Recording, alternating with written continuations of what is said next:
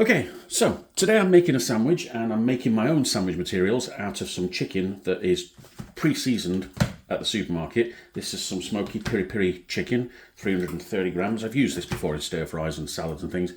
But the point is you can buy ready-made pre-sliced chicken, and it probably costs twice as much as this because you get half amount for nearly the same price. Whereas this is just ready-made pre-seasoned chicken that you just need a pan to cook, and then job's good. And in fact, you can make it even better because you can add a bit of butter and make sure it's not as dry as some of those are. So first thing to note is we've got a pan over here. It's up to temperature. The thermospot's already gone. So let's get some spray oil in there. Yep. That sizzle says it's good. And let's get some chicken into the pan. So let's go with the big bits.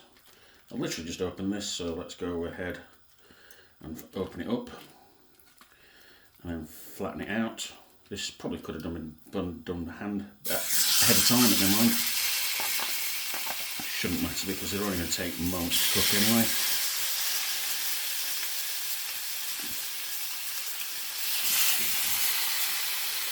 There we go. You can open that one up. You can see that one's that flat under there. Still light. Any overstretching and overbearing bits, just go there for now. Right, let that cook for about a minute and a half. Whilst we do that, let's start looking at addressing the other ingredients. So, yes, what have I got? Well, I've got some multi-seed whole grain bread, some flora spreadable, bit of beetroot, last bits of a bag of mixed salad, lighter than light mayonnaise, some simple barbecue sauce, and the chicken, which will be cooked and then left to cool, we'll then add into the things. Have I got time to start messing about with these sort of things now? Yeah, go on then, why not? A little bit of kitchen roll. Take one of the beetroot balls, just dry it slightly. Yep, there we go. Put that to one side, we'll get that out when it's nearly done. Find the root bit. There it is. Discard that. There we go. Right, now let's see. Am I going to need more kitchen? There's a slice. There we go. Right, take that bit off. I'll throw that in your mouth.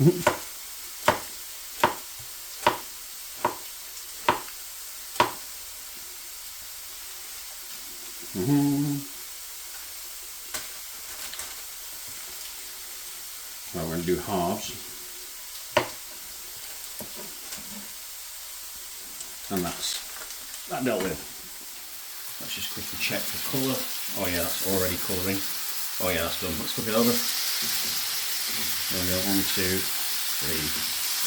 4, 5 and 6. Now, because these are very thin, I'm just going to launch a little bit of butter on each one.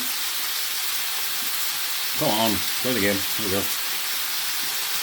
Fine. Oh, no way. I'm going to get messy here, aren't I? There we go. So much for this.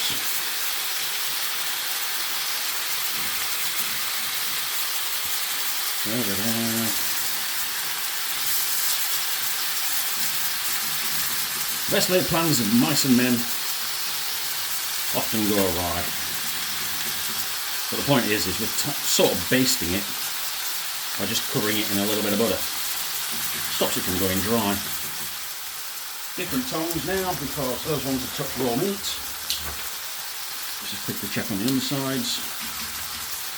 Okay, let's fry that butter back onto it.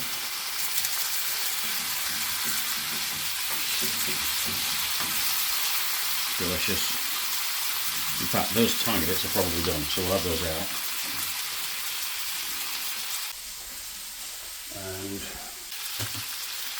And get some scissors, or just pull it apart.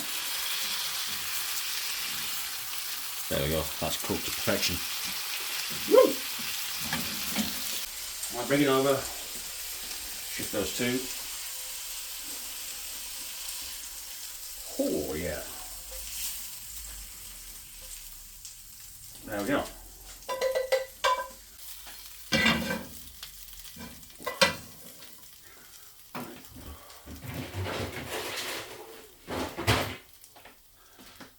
Bit of ice in there.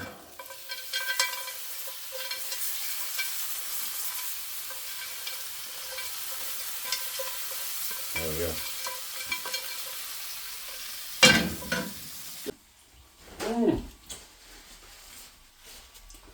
Right. What was that? 4 minutes? That's the hard part over. Now we can just have fun constructing our sandwiches. Okay, it's been about 5 or 6 minutes so that I've given the chicken an opportunity to cool right down. It's still slightly warm, but we're going to cut it ahead of time and then build the sandwich and then put the chicken in. By that time it should be plot cold and ready to go in the sandwich. So what we're going to do, oh, and the other thing is I've checked, I cut the edge piece off, the thickest bit, and if you could, I don't know if the camera can see that, but that is delicious and juicy as you like. So we're going to put those 2 bits in there. Those are the thickest pieces. If you're going to store any, store the thickest ones, because that way they won't go dry overnight, and it leaves you with the 2 big ones for this. Right, so what we're going to do is take the entire thing, in fact, can't we? And we're going to cut it slightly diagonally, just so that it spreads out easier on the sandwich. There we go. Right, there we go. That's all good and lovely. Just move that to one side. Yes, let's do a quick glove change.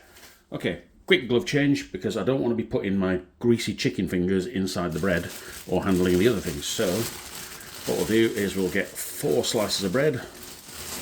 1, 2, 3, 4. There we go. As we did with the toasty, open them up, and like that, and like that. Delightful.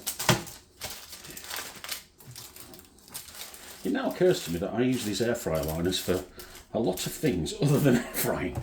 But never mind. Let's get this going. This should be quick and simple now. Bread, butter, butter, bread.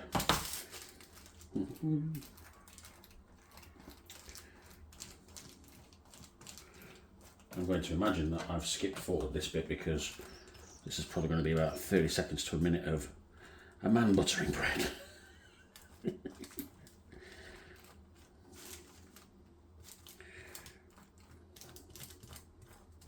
Yes, that's exactly what I'm going to be doing.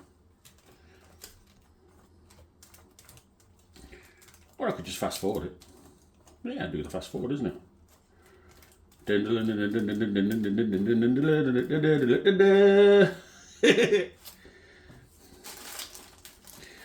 Although, for true Digby chicken Caesar, I've got to do it slow speed because it's going to be sped up, so it's dun dun dun dun dun dun dun dun dun dun dun dun dun dun dun dun dun dun dun. Because it's going to be sped up, so it's dun dun dun dun dun dun dun dun dun dun dun dun dun dun dun dun dun dun dun. Because it's going to be sped up, so it's dun dun dun dun dun dun dun dun dun dun dun dun dun. Oh dear. Yep, that's fine. Okay, the margarine's done with. Right, now we want barbecue sauce on the bottom. Yep, barbecue sauce on the bottom. Just a touch. Mayonnaise on the top. That's probably more than we need, but it is lighter than light mayo, so it doesn't really matter.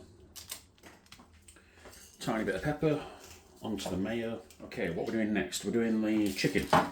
So the chicken is now plot cold, and we're going to be cutting these down the centre for reasons I'll explain shortly. So we'll just grab some bits with that in mind, longest bits. But yeah, we're structurally engineering the sandwich so that we can cut it straight down the middle without it completely disassembling itself. Right, next is the beetroot. So just fire some of that on to the floor.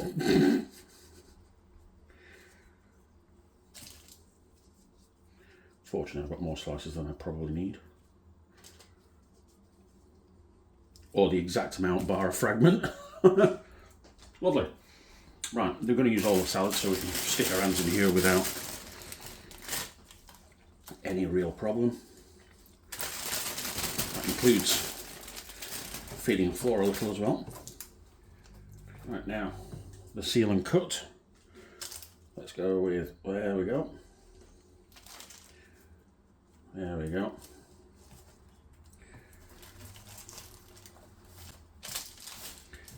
Absolutely delightful. Wonderful. Straight down the centre. Now, the reason I cut it like this is myself and my partner agree that when you cut them that way, you always get a preferable half and an unpreferable half. Some people prefer the bottom, some people prefer the top. It doesn't matter. If you do it this way, you get a top and a bottom each time you halve the sandwich.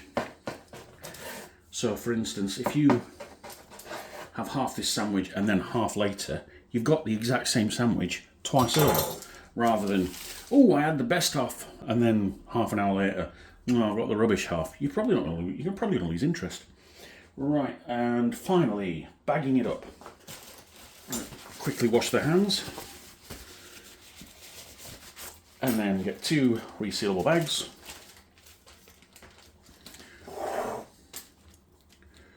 Let's go with this side for the lady sandwich.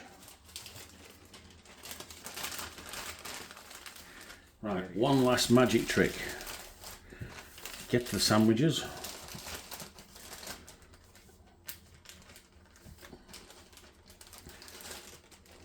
Put them pretty much all the way sealed. Leave a tiny little gap. Put it to your lips. And take the air out. And there we have a vacuum packed sandwich. Not too much air. Some of those vegetable components give off air, shall we say, and make the bag inflated. So if we actually take the air out at this point, it keeps the bread nice and fresh and moist. There we go. 2 delicious, ready for work sandwiches, and the same chicken available again to do exactly the same tomorrow. So 2 shifts in a row, 2 lots of sandwiches. Absolutely delicious.